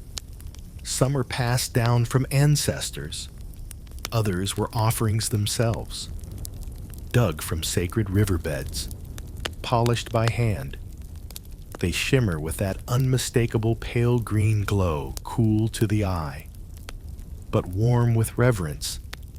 A single one could buy a cornfield. Your cloak has 48. Then there are the feathers. You've got Quetzal, of course, because you're not a peasant, but also the rarer stuff. Trogon, Motmot. And something your advisor whispered came from a bird that doesn't even live in this region anymore. The feathers were gifts, tributes from allies, or spoils from defeated neighbors who now offer birds instead of war. And every feather is perfectly placed, woven into tight rows that undulate when you move. One twitch of your shoulder, and it's like watching a jungle come alive. The effect is stunning, also suffocating. You pull the cloak slightly away from your chest, just for air. No one sees. That's important, because in Maya elite culture, composure was currency. Sweat is fine as long as it doesn't look like effort. The cloak is supposed to radiate effortless divinity, as if you woke up like this, as if the jaguar gods blessed you with opulence and grace while you slept. Historians still debate whether nobles had informal, summer versions of their cloaks, made with lighter fibers or less embroidery. There are no surviving examples that confirm this, but some glyphs depict less layered attire for certain ceremonies. Then again, some of those lighter looks still involve jade nose plugs and feathered sandals. So, maybe not that breathable after all.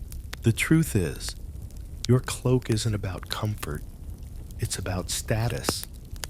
And status, in the Maya world, is a carefully managed illusion, equal parts lineage, diplomacy, and wardrobe. A messenger enters the chamber. Another noble family is arriving. Their procession will pass the plaza at sunset. You hear the name and your spine straightens reflexively. Rival city-state, politely friendly, secretly annoying. You've heard rumors about their ambassador's new cloak, more jade than sense. Apparently, a walking temple. probably still stuck in customs, or whatever the Maya version of customs is. You sip from a ceramic cup of cacao bitter. Rich, grounding. Your attendants start prepping you again, adjusting your collar, tucking in a stubborn fringe of embroidery.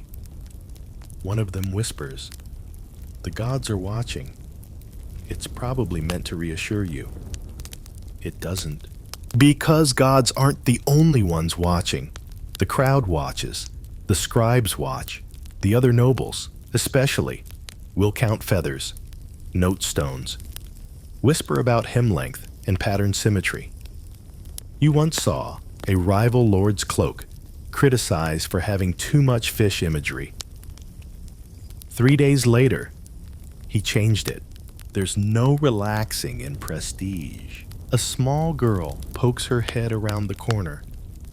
One of the scribe's children. She looks at your cloak with wide eyes, barely breathing, as if it might fly off the hanger and vanish into smoke. You give her the smallest wink. She vanishes in a giggle. You remember being her once, watching your elders shimmer across the courtyard, wondering what it would feel like to wear so much history, to be the history. Now you know. It feels like heat trapped under embroidery, like beauty with weight, like glory pressed into your collarbone until it leaves a permanent mark.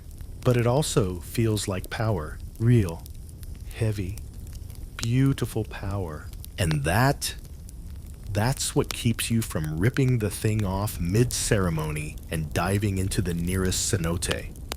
You pull the cloak across your knees. Its underside still slightly damp with the heat you haven't quite escaped. It smells like incense and stone, and something older smoke, maybe, or sweat woven so deeply into the fibers that it's become part of the story. A quiet knock echoes from the side corridor. Then a small procession enters, bearing bowls of blue dye and coils of raw fiber. You recognize them immediately. Not family, not priests, weavers, the ones who made the cloak. They bow, low and brief, not to you exactly, but to what you're wearing, to the hours they bent over the fabric, the calluses, the eye strain, the arguments over patterning, the birds plucked just right. You nod back, subtly. More respect than greeting. No words. They don't need them. The lead weaver, an older woman, with a back slightly curved from years at the loom, gently adjusts one corner of your hem. Not a repair, just pride. Historians still argue whether noble cloaks were made entirely in royal workshops, or if the finest came from contracted artisans in outer villages.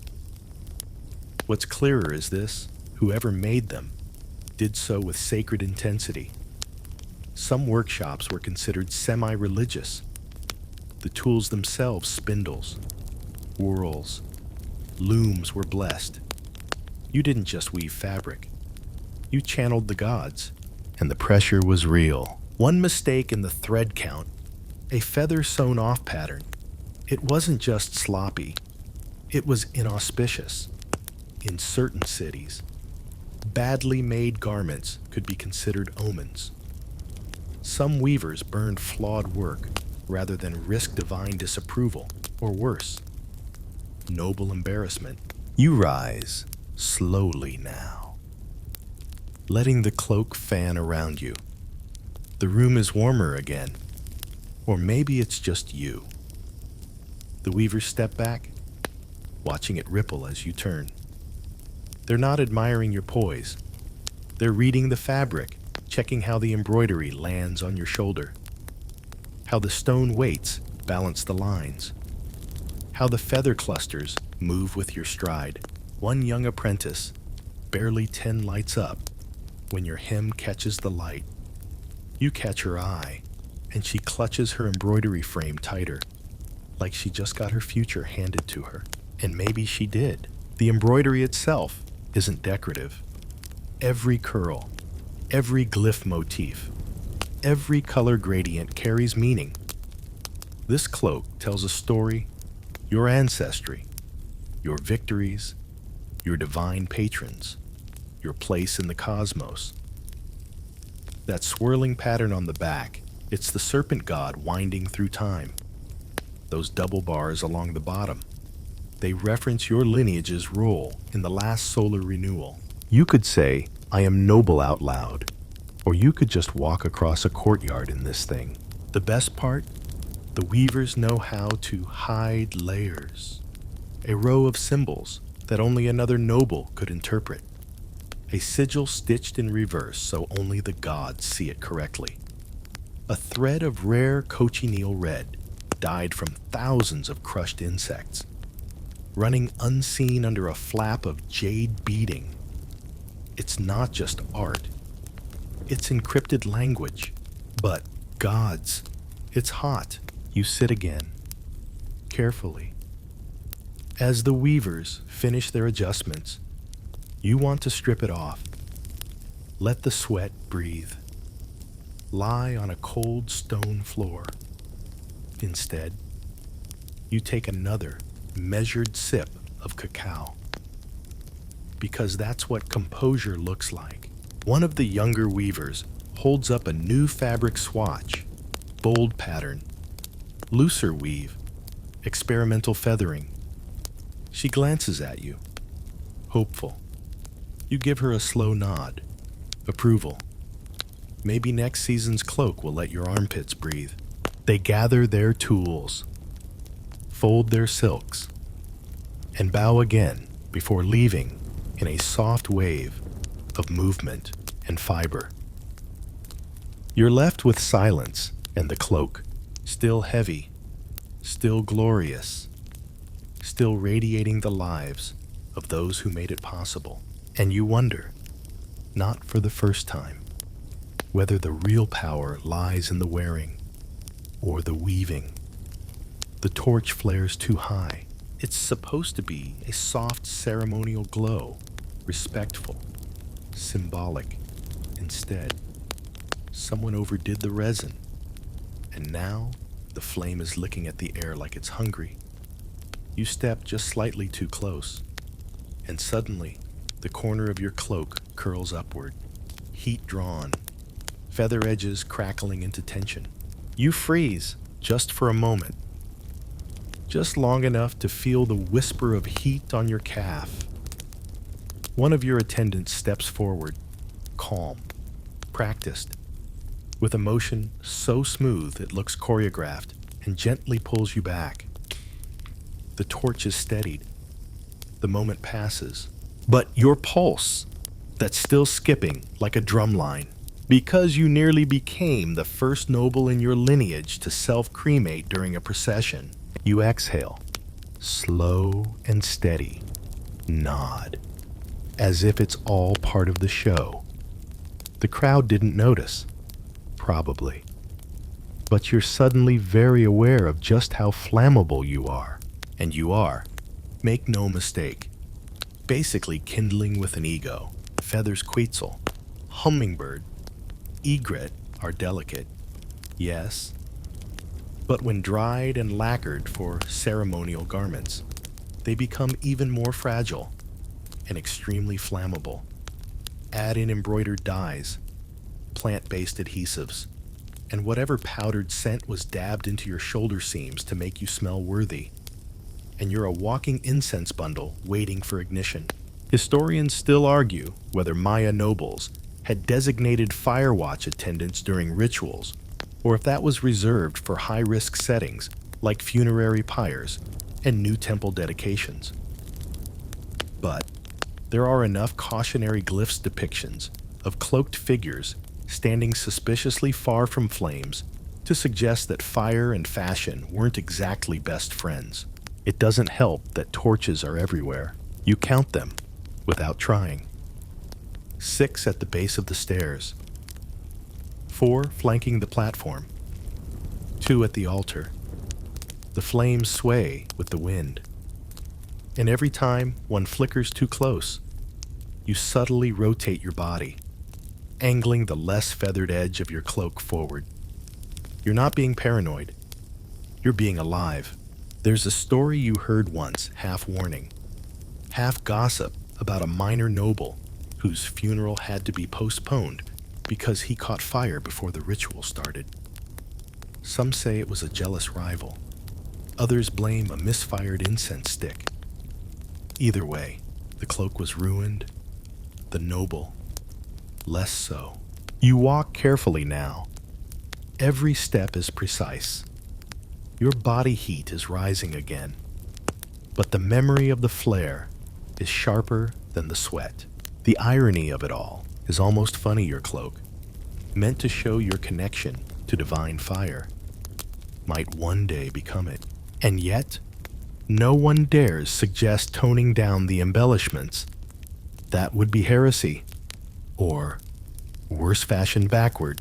You pass another noble on your way to the temple chamber. He's younger, thinner, his cloak edged with what looks like iridescent turkey feather. He smiles. You nod, suppressing a smug glance at your far superior shoulder plume. But you notice the same thing in his eyes, a calculation, a flicker of awareness. He's avoiding the torches. To everyone is, they just don't talk about it because no one wants to admit that beauty can burn. That sacredness might be fire hazard adjacent. You reach the sanctuary door. One last bow, one last step inside. The fire is contained, resting in a low brazier set into the floor. Just warmth now, not danger. You kneel briefly, cloak fanned around you like a fallen halo, and whisper your offering. It's supposed to be about gratitude, lineage, divine favor, but in your mind, just beneath the formal words. Another prayer hums through. Let me finish this in one piece, and maybe, just maybe, let me not smell like cooked Quetzal on the way home. You're back in your private chamber now, the ritual behind you, the cloak resting on its carved hanger like it's catching its breath too. A ceramic bowl of cool water sits beside you, and you dip your fingers in, trailing moisture across your neck, letting a single drop roll between your shoulder blades like mercy. And it hits you how ridiculous this is. You just endured 3 hours of ceremonial posturing in what amounts to a decorative sauna suit. Your skin is blotchy. Your underlayers are soaked. And the back of your knee might be permanently imprinted with a line of jade tiles. And all anyone said was how radiant you looked. You smirked to yourself. Yeah, radiant like a sweating sun god. But here's the strange part. It's kind of the point, because sweating is noble, not just acceptable expected. In the Maya elite world, excess heat wasn't just tolerated, it was embraced. A sign that you were committed, chosen, set apart. The heavier the cloak, the more blessed the lineage, the more beads, the more status, the more you looked like you were enduring some divinely sanctioned slow cook, the more people whispered, he must be important. Historians still argue whether this glorification of discomfort was purely spiritual, or if it evolved as a subtle method of gatekeeping. After all, if only the highest ranked could afford to look miserable in public and still hold perfect posture, it reinforced who really ran the place. And that suffering, it wasn't just physical, it was symbolic. You bore the weight, literally, of your people's history, faith, alliances, and enemies. And you did it without flinching, without wiping your brow, without saying, Could we maybe do this ceremony in the shade this time? One noble tried that. Supposedly, he requested a canopy be erected to shield him during a harvest blessing. The elders said nothing. The gods said nothing. But the people, they muttered. Within a month, his feather suppliers dried up. A coincidence? Surely. So you sweat. And you smile. And you let your cloak stick to your ribs. Because you'd rather melt with dignity than breathe like a commoner. And let's not forget, the more miserable you looked, the more reverent they felt. The crowd believed in your suffering. It made the gods feel closer, more real. If you could endure the heat, the heaviness, the silent battle not to faint face first into the altar, then maybe the crops would come in, or the rain would fall. In that way, you were part high priest, part human incense burner. It's absurd, yes, but also strangely comforting. You look over at your assistant, who's folding your day-wear tunic. Lightweight cotton, breezy, blessedly boring. She glances at you. Do you want this now? You shake your head. Not yet. You sit there a little longer, letting your body cool, letting the quiet wrap around you like a second invisible cloak, one you chose. In the corner, the ceremonial cloak hangs still magnificent, still daunting. It doesn't look heavy now.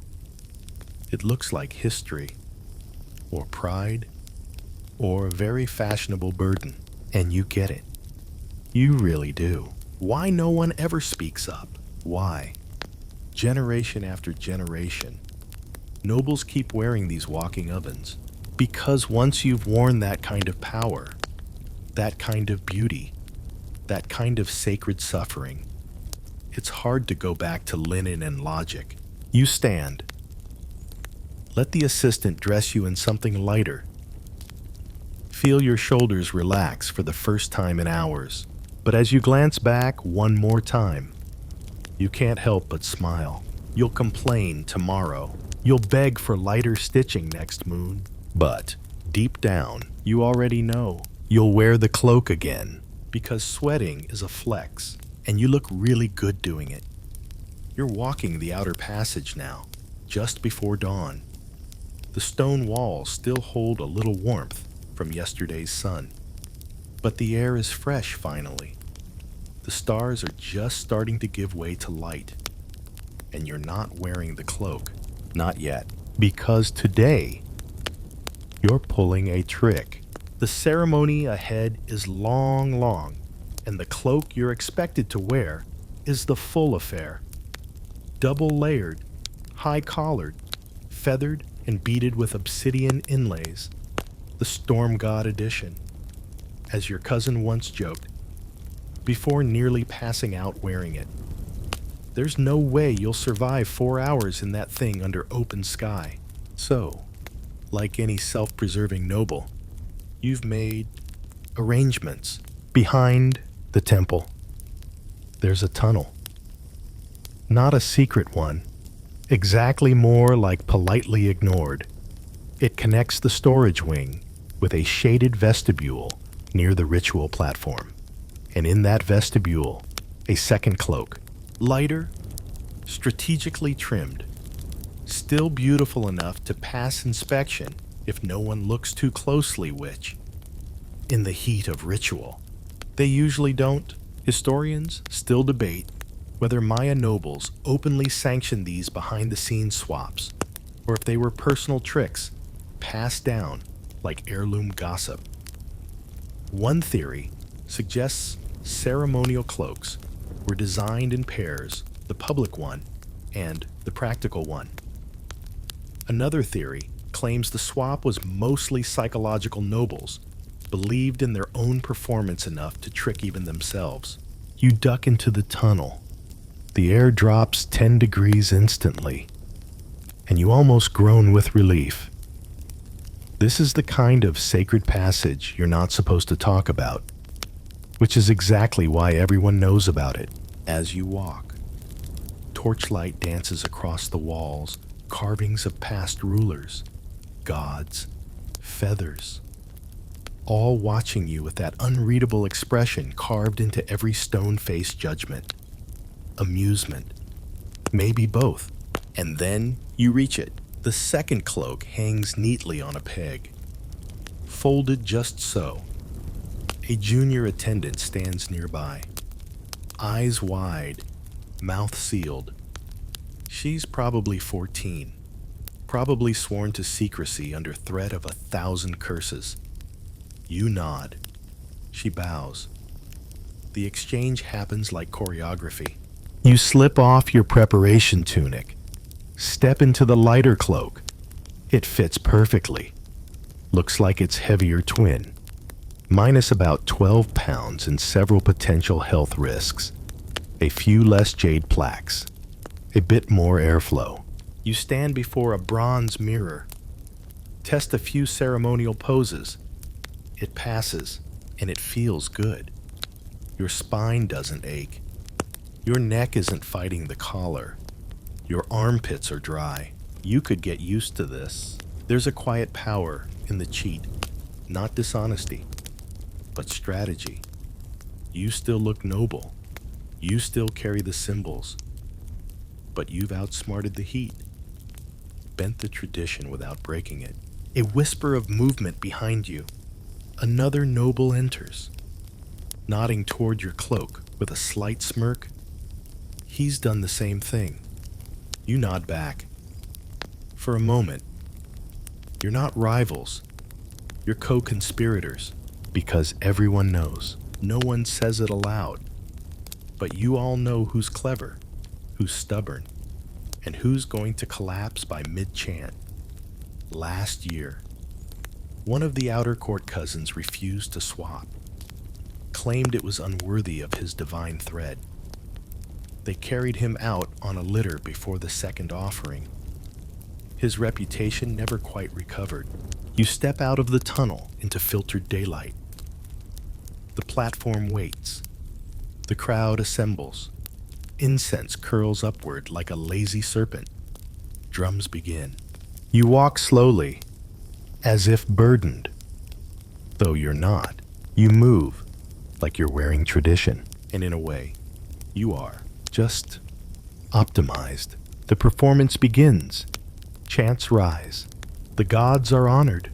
And as the sweat beads on your brow, just a little, just enough to seem devout, you can't help but smile inside your ceremonial mask, because you know the truth. Sometimes, the holiest act is not enduring the weight.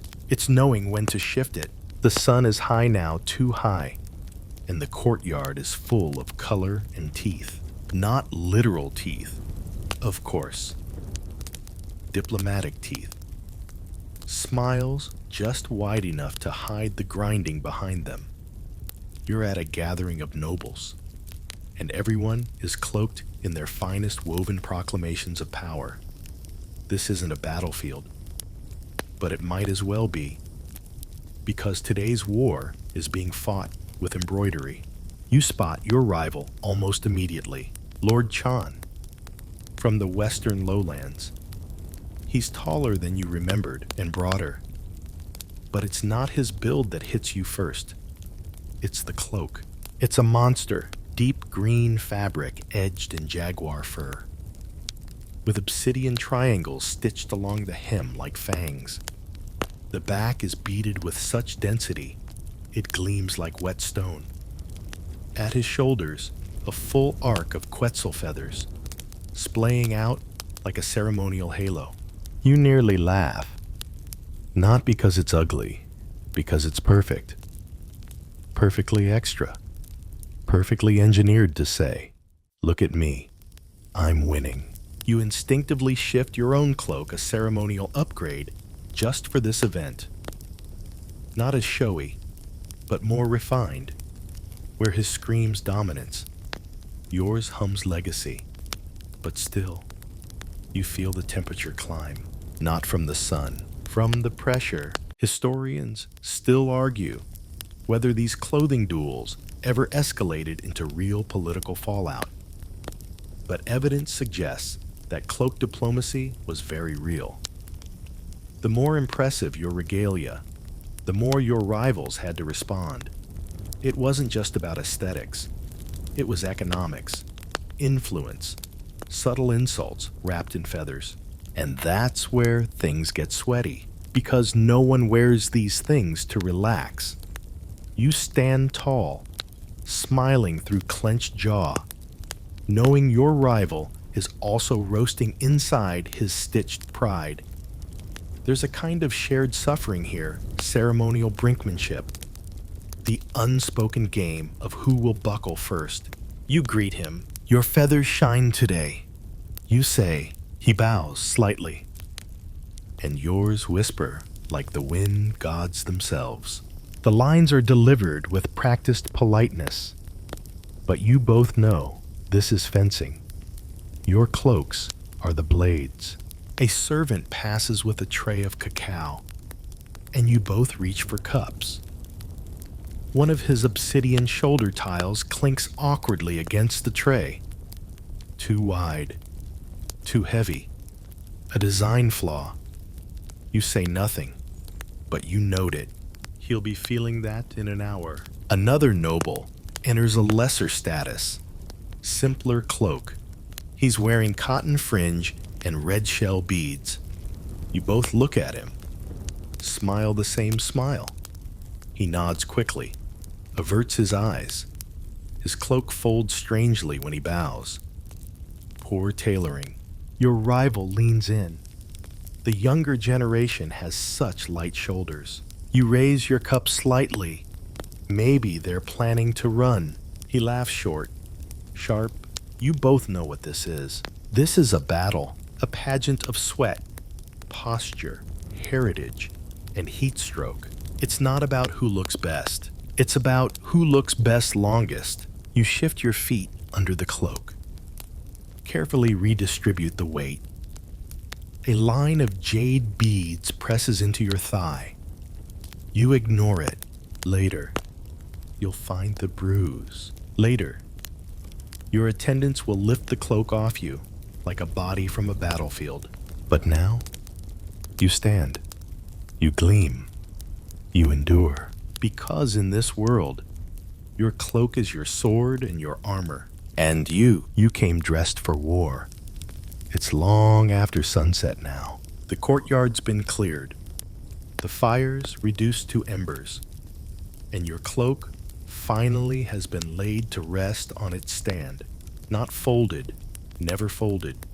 It must be hung just so, with a wooden spreader inside the shoulders to maintain its shape, and small weights stitched into the bottom hem to keep it from curling in the night air. It sways gently now, catching the flicker of a dying torch. And for the first time all day, you realize how quiet the palace is. You move slowly, body sore in places you didn't know had muscles. There's a line across your chest where the embroidery rubbed raw. Your collarbone is faintly red from the stones, and the soft throb in your temples. Probably not divine revelation, just dehydration and prestige. And yet, you don't feel regret, because the cloak did its job. You outlasted the rival, outshone him. He left early, his feet blistered, his composure cracked. You stayed. You smiled. You suffered beautifully. No one will say it aloud, but tomorrow, they'll talk about your cloak, the precision of your jade, the elegance of your restraint, the fact that you didn't faint. But as you sit now, bare-shouldered and blinking into the shadows, you can't help but feel the other weight. Not the cloak's weight, the ghost of it. Even without it, your body remembers. The pressure, the stillness you forced, the smile that had to stay fixed even when your spine screamed. The performance, the pride. Historians still debate whether Maya nobles believed in the divine right of their authority, or simply wore the garments because everyone else did? Was it faith or tradition? Fear or fashion? You're not sure anymore. You just know that the cloak lingers even when it's gone. It shapes how you walk, how you're seen, how you see yourself. It whispers, you are more than skin and bone. You are meaning, and meaning is heavy. You glance at the empty hook next to it. There will be another cloak someday, another design, another ceremony, and again. You'll step into it willingly, because that's the price of legacy. The fabric changes, the weight doesn't. Wind down. 300 words. The night is full now, soft and wide, and humming with distant insects. You lie back on the woven mat. The sweat finally dried from your skin. Your breath slow and deep. Ribs no longer fighting jade tiles for space.